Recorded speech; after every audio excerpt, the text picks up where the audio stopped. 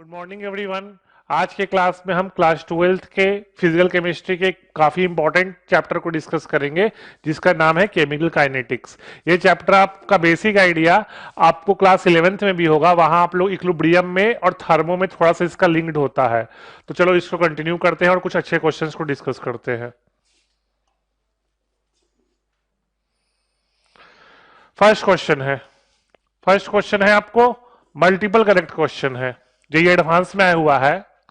ये कोई बाइमोलिकुलर रिएक्शन है और उसका स्टेरिक फैक्टर P है और जो कि एक्सपेरिमेंटली डिटरमाइंड हुआ उसका वैल्यू है 4.5। तो कोलिजन थ्योरी आप पढ़े ना कोलिजन थ्योरी।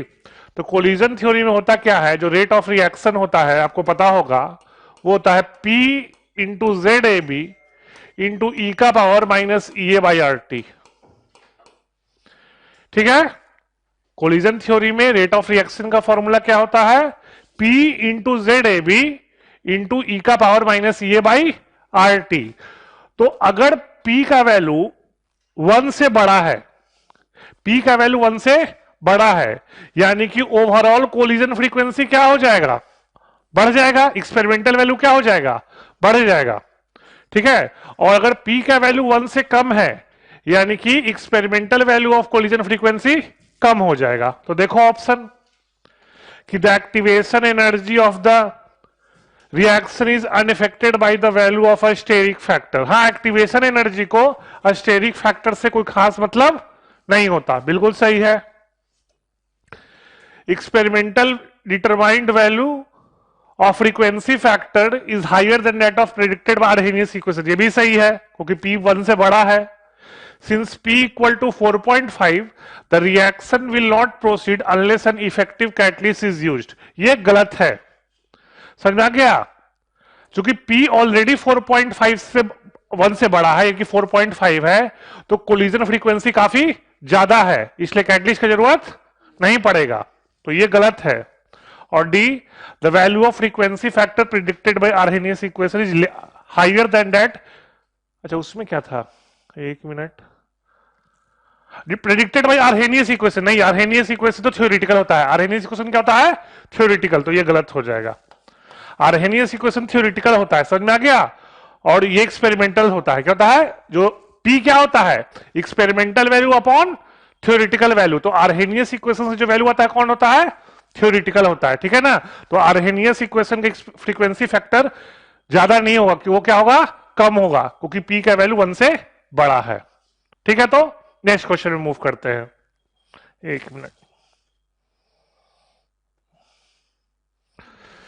चलिए नेक्स्ट क्वेश्चन में मूव करते हैं। ये क्वेश्चन फिर है आर्हेनियस इक्वेशन पे। इसमें मल्टीपल करेक्ट क्वेश्चन काफी बनते हैं, ये भी जेई एडवांस क्वेश्चन है। Higher energy usually implies a fast reaction, गलत है। हायर एनर्जी एक्टिवेशन एनर्जी बोल रहा है, तो आपको पता है एक्टिवेशन एनर्जी ज्यादा होगा, मतलब रिएक्शन होने के लिए ज्यादा एनर्जी चाहिए, यानी कि रेट ऑफ रिएक्शन क्या होगा, स्लो होगा। तो ये गलत हो गया। B, rate constant increases with increase in temperature, बिल्कुल सही है। This is due to greater, ये बिल्कुल सही है ना। टेम्परेचर बढ़ाने से कोलिजन बढ़ता है, जिससे रेट कांस्टेंट का वैल्यू बढ़ता है।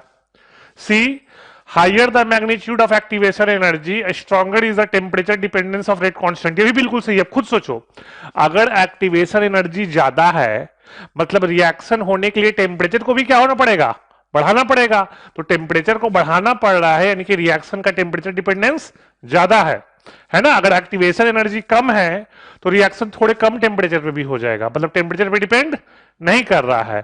लेकिन एक्टिवेशन एनर्जी ज्यादा है तो टेम्परेचर क्या करना पड़ेगा, बढ़ाना पड़ेगा, यानी कि सी ऑप्शन भी सही है। D, pre exponential factor is measure of the rate at which collision occurs, बिल्कुल सही है। जो प्री एक्सपोनेंशियल फैक्टर है उसको एक्टिवेशन एनर्जी से मतलब नहीं होता, आपको पता होगा आर्हेनियस इक्वेशन ये होता है। तो जो ए है ना आर्हेनियस कांस्टेंट, जो ए आर्हेनियस कांस्टेंट है उसको प्री एक्सपोनेंशियल फैक्टर कहते हैं। तो आर्हेनियस कांस्टेंट को एक्टिवेशन एनर्जी से को मतलब नहीं होता। तो बी सी डी सही है और ए गलत है। चलिए next question.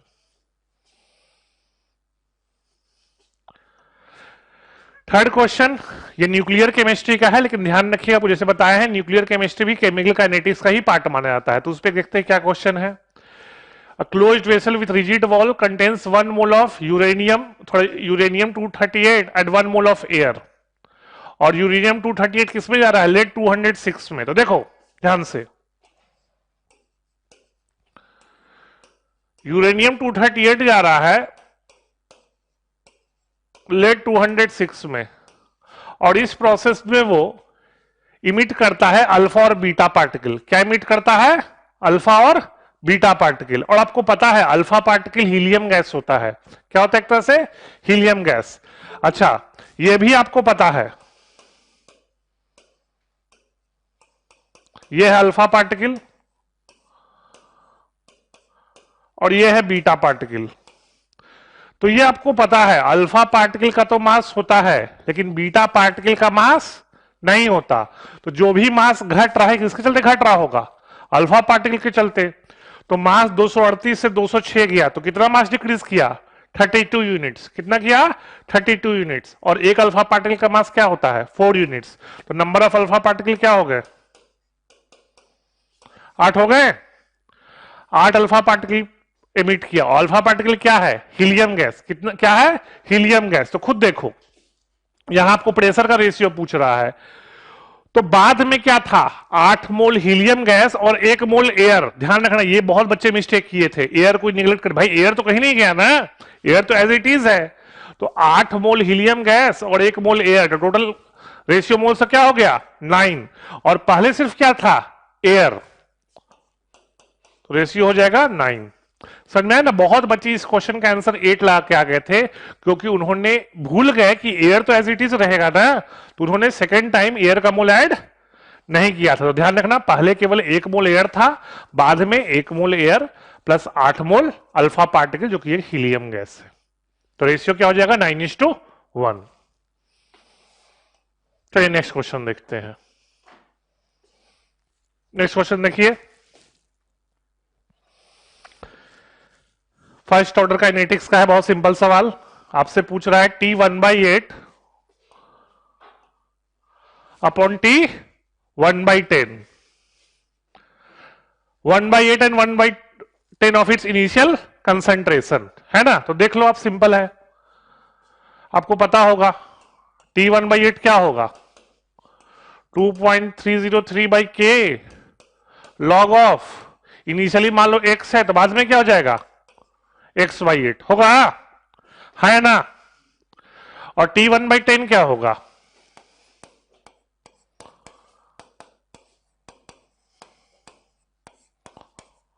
Log, initially x है, बाद में x/10, है ना? और दोनों को रेशियो को 10 से मल्टीप्लाई करना है, तो पहले दोनों का रेशियो फाइंड कर लेते हैं।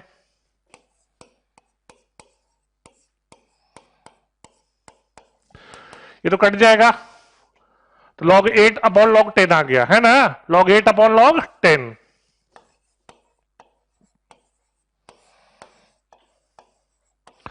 log 8 को लिख सकते हो 2 का क्यूब, यानी कि 3 log 2। log 2 क्या है? 0.3, और log 10 1 होता है, तो वैल्यू 0.9 आ गया।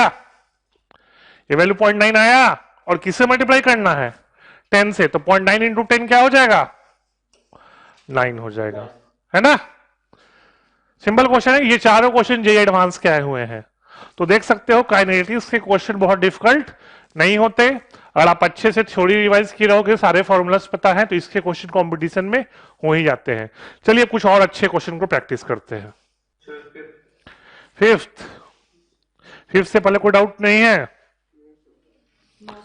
75% इनएक्टिवेटेड का मतलब है 75% वायरस खत्म हो गया। तो बचा कितना? सिंपल है ये, इनएक्टिव हो गया ना। इनएक्टिवेटेड मतलब इनएक्टिव। यूनिट दिया नहीं है, तो के का वैल्यू दिया है, बहुत दुख की बात है। के का यूनिट वैल्यू दिया है ना, 3.3 इंटू 10 का पावर -4 सेकेंड इनवर्स। तो सेकेंड इनवर्स यूनिट है, यानी कि फर्स्ट ऑर्डर है ना? Yes sir. तो अब देख लो, कुछ बचा ही नहीं, है ना? T इक्वल टू होगा 2.303/K और 75% इनएक्टिवेट है, मतलब 25% ही बचा, तो x बाई 0.25x है ना। सॉल्व कर लो, हो जाएगा। नेक्स्ट बोलिए। 5 से पहले कोई डाउट नहीं है ना। चलिए 6 आते हैं, 6 आते हैं। 6 में है 2N2O5 गैस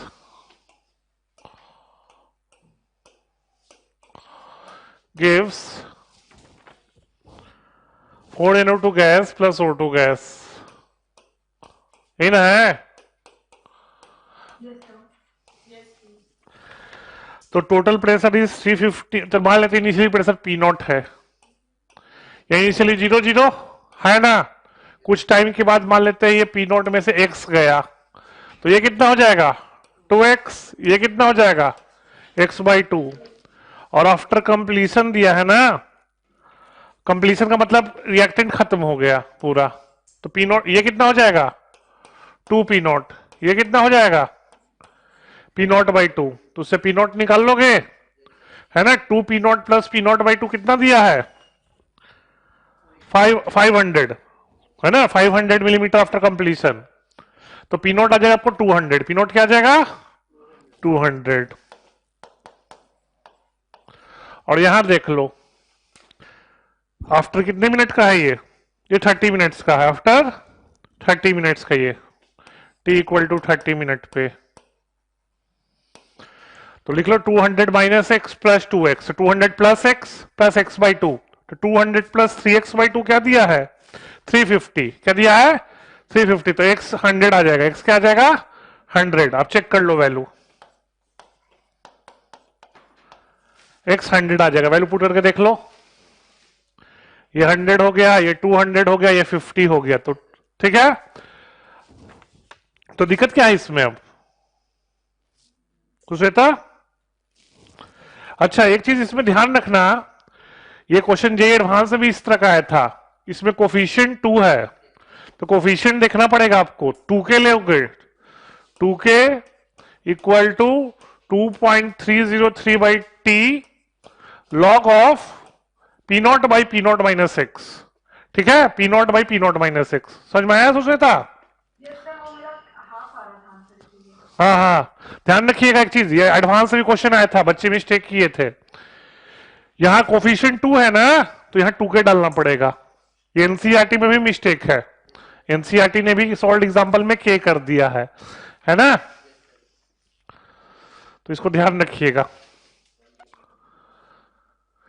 हो जाएगा कि सॉल्व कर दे, ठीक है। फिर नेक्स्ट बोलिए। एट्थ में जो पहले 2 एटमॉस्फेयर था, बाद में 0.30 एटमॉस्फेयर, T50 का मतलब है हाफ लाइफ। T50 का मतलब होता है हाफ लाइफ, याद रखिएगा। K इक्वल टू होता है 0.693 upon T half. T half क्या दिया है 810 सेकेंड, सेकेंड इनवर्स हो जाएगा ये। बचा क्या अभी क्वेश्चन, कुछ नहीं बचा, पुट कर दो T इक्वल टू 2.303 के, और जो दोनों प्रेशर एसीटोन का ही दे रखा है ना। पहले 2 है, बाद में 0.3, दोनों प्रेशर एसीटोन का ही दे रखा है, हो जाएगा।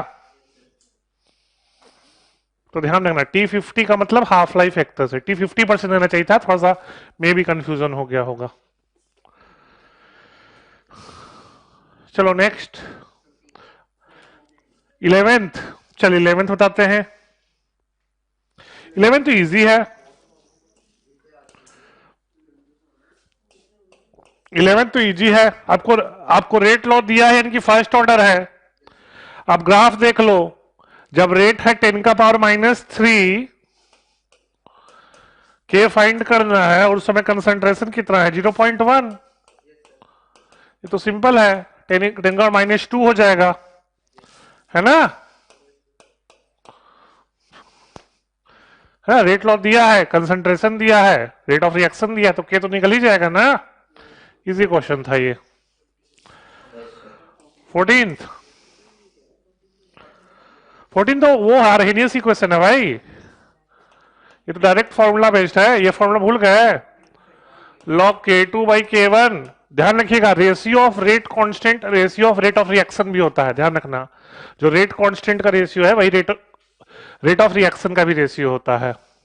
Equal to EA by 2.303 R into 1/T1 minus 1/T2। Temperature should always be in kelvin,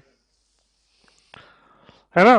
दिक्कत क्या है इसमें? अच्छा एक चीज ध्यान रखिएगा, हाँ आंसर किलो कैलोरी में है तो R2 लेना है, यहां मिस्टेक कर रहे होगे आप में भी, क्योंकि आंसर किलो कैलोरी में है तो R अप्रोक्सीमेटली 2 लेना।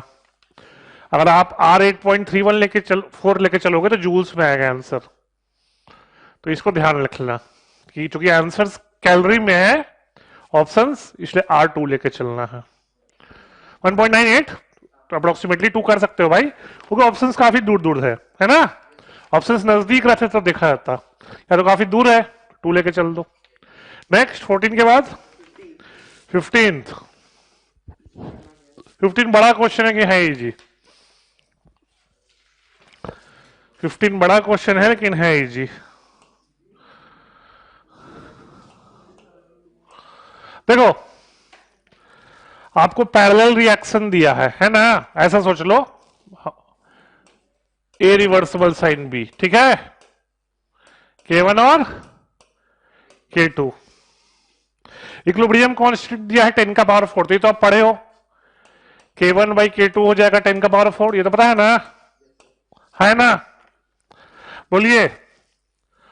और आपको क्या दिया हुआ है, B2A का एक्टिवेशन एनर्जी दिया है ना, और B2A का आपको K भी दिया है, यानी कि वो K2 का एक्सप्रेशन दे दिया है, आपको K2 का एक्सप्रेशन दिया है 10 का पावर 12 इंटू ई का power minus EA by RT। ये क्या दिया, थोड़ा कैलकुलेशन टफ हो सकता है, तो ये है 42 किलो जूल, वैल्यू पुट कर दो, K2 आ जाएगा, K1 आ जाएगा, rate constant K1 plus K2 होता है ओवरऑल।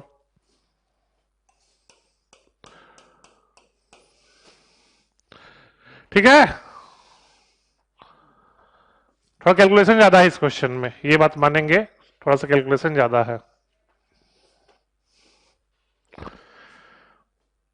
तो एग्जाम में इस तरह क्वेश्चन तब करना चाहिए जब सारे क्वेश्चन अटेम्प्ट कर लिए हैं, है ना, बहुत ज्यादा कैलकुलेटिव है, तो इस तरह क्वेश्चन 4-5 मिनट से कम नहीं लेते हैं। वैसे मेंस में आपको वैल्यू दिया रहेगा, ठीक है, घबराओ मत, मेंस में आपको वैल्यू दिया रहेगा इन सबका, तो थोड़ा आसानी रहेगा। ठीक है, नेक्स्ट बोलो 15 के बाद 16 देख लो, ध्यान रखना एक चीज, नेचुरल लाइफ टाइम होता है टी एवरेज, ये याद रखना, natural life time equal to होता है टी एवरेज इक्वल टू होता है 1/k। ठीक है, अब क्वेश्चन में क्या दे रहा है कि 1 नेचुरल लाइफ टाइम के बाद कंसंट्रेशन कितना डिक्रीज हुआ, तो देख लो सिंपल है ना, आपको पता है फर्स्ट ऑर्डर है, तो फर्स्ट ऑर्डर में ये फॉर्मूला याद है ना आपको, AT इक्वल टू होता है A0 इंटू ई का पावर माइनस KT, याद है, T यहां 1/k है ना, T क्या है 1/k, तो K इंटू 1/k क्या हो जाएगा 1, यानी कि क्या हो गया आंसर A0 इंटू ई का पावर माइनस 1 ना, यानी कि A0 बाई ई, और A0 10 है तो 10/E। इसको याद रखना, natural life time T average होता है which is equal to 1/k।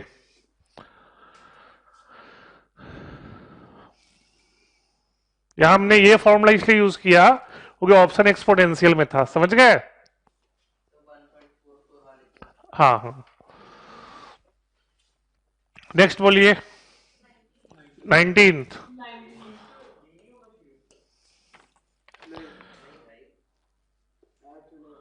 एक ही प्रेशर लोगे, ध्यान रखना दोनों में, रिएक्टेंट के प्रेशर से मतलब होता है, प्रोडक्ट के प्रेशर से मतलब नहीं होता, तो ध्यान रखना, ठीक है। आप ये मिस्टेक कर रहे होगे।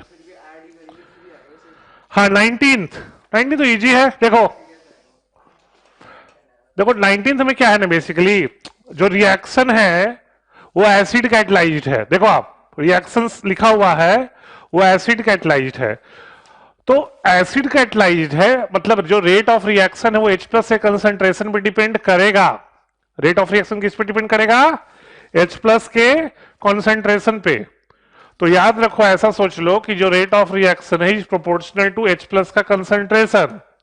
तो जो रेट ऑफ रिएक्शन का रेशियो होगा वही H प्लस से कंसंट्रेशन का रेशियो होगा, वही स्ट्रेंथ ऑफ एसिड का रेशियो होगा, ठीक है ना। एसिड कैटलाइज्ड है ना रिएक्शन। अब रिएक्शन पे देख लो, ये दिया है X, मान लो HA और Y, ये दिया है ना। अरे कंसंट्रेशन नहीं दिया, केवल HA दिया है ना, केवल HA दिया है। तो मतलब क्या है, HA कैटलिस्ट है जो कि क्या देगा H प्लस, तो H प्लस रिएक्शन कैटलाइज करेगा, तो हमको H प्लस का कंसंट्रेशन चाहिए। नेक्स्ट 20 देख लेते हैं, 20 देख लेते हैं, रुक जाओ। 20 क्या है, इनिशियल दिया है after 10 minute reaction is 10% completed. 10% completed मतलब क्या है देख लो, K इक्वल टू होगा 2.303 बाई 10 लॉग ऑफ 10% कंप्लीटेड का मतलब है अगर इनिशियली 100 है तो बाद में 90 होगा, है होगा। तो इसको सॉल्व कर लो। लॉग 100, तो लॉग 100 क्या होता है 2, लॉग 90 क्या ले सकते हो, log 9 इंटू लॉग 10, है ना। तो 1 माइनस 2 इंटू 0.48, है ना, यही होगा ना ये। तो क्या हो गया, बेसिकली 1 और ये 0.04 हो जाएगा, ये क्या हो जाएगा 0.04, ये 1.96 है, 2 में से घटाओगे तो क्या हो जाएगा 0.04। सॉल्व कर लो, हाफ लाइफ निकाल लोगे। अब क्या दिक्कत है इसमें, है ना, क्या दिक्कत है।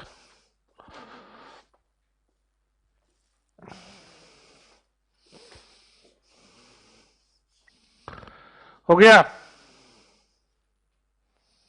Yes sir. है ना, हाफ लाइफ होगा 0.693 बाई के। नेक्स्ट बोलो 20 के बाद, 20 के बाद नेक्स्ट बोलिए।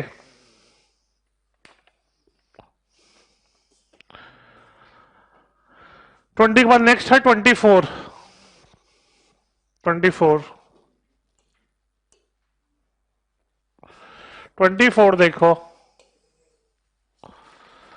24 ये रिएक्शन है, X reversible sign, K1 K2 है, K1 K2 और Y,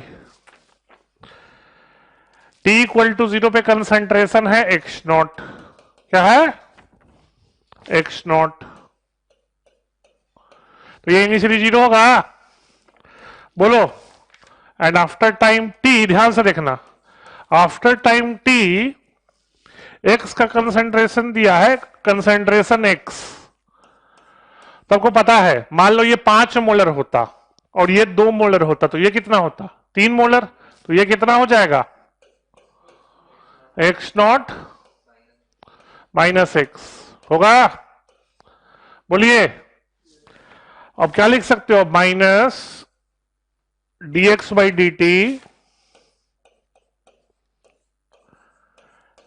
रिएक्टेंट कंसेंट्रेशन क्या है X, तो K1 इंटू एक्स, और प्रोडक्ट का कंसेंट्रेशन क्या है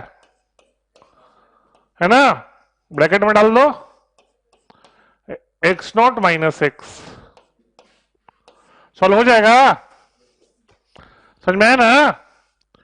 K1 से मल्टीप्लाई करेंगे रिएक्टेंट का कंसेंट्रेशन और घटाएंगे ना, क्योंकि जितना जाएगा उधर भी आ रहा है, और K2 से मल्टीप्लाई करेंगे प्रोडक्ट का कंसेंट्रेशन,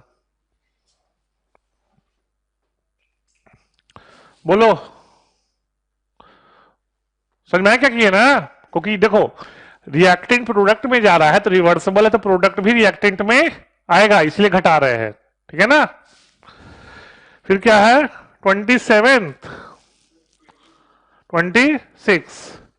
26 क्या है, for a certain reaction large fraction of molecules has energy more than the threshold energy yet the reaction rate of reaction is very slow, ठीक है। Statement 2, collision are only if, बिल्कुल सही है। SN2 पढ़े ना हो, SN2 में back attack होता है ना, हम सिंपल ऑर्गेनिक एग्जांपल दे रहे समझाने के लिए। SN2 में आपको याद होगा 26 में SN2 में क्या होता था, याद है? वोल्टेज इन्वर्सन तो होता ही था, अगर ऑप्टिकली एक्टिव है। बैक अटैक होता था, क्या होता था? Back attack. तो अगर SN2 में फ्रंट अटैक होगा तो रिएक्शन होने वाला नहीं है। तो वही कहानी है कि एनर्जी फैक्टर कितना भी अच्छा रहे, अगर ओरिएंटेशन प्रॉपर नहीं है तो रिएक्शन, क्लियर, समझ में आ गया। चलो 27 देखते हैं।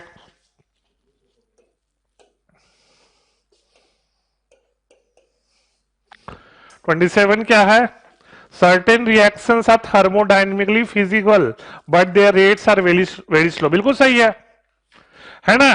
अब डायमंड ग्रेफाइट में थ्योरेटिकली तो बन सकता है, पढ़े हो कार्बन का मोस्ट स्टेबल फॉर्म ग्रेफाइट होता है, तो डायमंड को तो ग्रेफाइट में आराम से बन जाना चाहिए, लेकिन क्या बन पाएगा, बहुत ज्यादा टाइम लगता है। स्टेटमेंट 2, एनर्जी ऑफ एक्टिवेशन, बिल्कुल सही है। अगर रेट ऑफ रिएक्शन बहुत स्लो है, इसका मतलब एनर्जी ऑफ एक्टिवेशन बहुत ज्यादा है, ठीक है। दोनों पॉइंट सही है, ए होगा, ठीक है। और कोई क्वेश्चन, किसी को डाउट है? और कोई क्वेश्चन बोलिए, कोई और क्वेश्चन? ठीक है, तो फिर आज का क्लास यहीं पे खत्म कर रहे हैं, और कल के क्लास में आपको ध्यान रखिएगा ऑर्गेनिक स्टार्ट हो रहा है, तो आप लोग सब नोमेनक्लेचर और इलेक्ट्रॉनिक इफेक्ट्स देख के आइएगा, ठीक है। कल 2 टॉपिक का होगा मेनली डिस्कशन, नोमेनक्लेचर और इलेक्ट्रॉनिक इफेक्ट्स। आज के लिए इतना ही, थैंक यू।